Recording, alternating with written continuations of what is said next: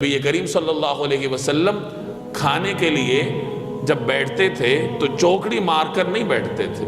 जिस तरह आदमी चौकड़ी मार के बैठता है, इत्मीनान से टेक लगा के बैठता है, तो आप सल्लल्लाहु अलैहि वसल्लम के बैठने का ये अंदाज नहीं था, बल्कि जनाब रसूलुल्लाह सल्लल्लाहु अलैहि वसल्लम दोनों पाँव के बल बैठकर खाना खाते थे, जिसे उर्दू में उकड़ू बैठना कहते हैं, कि दोनों पाँव इस तरह खड़े होते हैं और कदमों के बल बैठकर जनाब रसूलुल्लाह सल्लल्लाहु अलैहि वसल्लम खाना तनावुल फरमाते थे। ये गोया के आकुलु कमा याकुलुल अब्द की अमली तफसीर थी कि मैं उस तरह बैठकर खाना खाता हूँ जिस तरह एक बंदे को खाना चाहिए और एक ग़ुलाम के जिस तरह खाने का अंदाज है।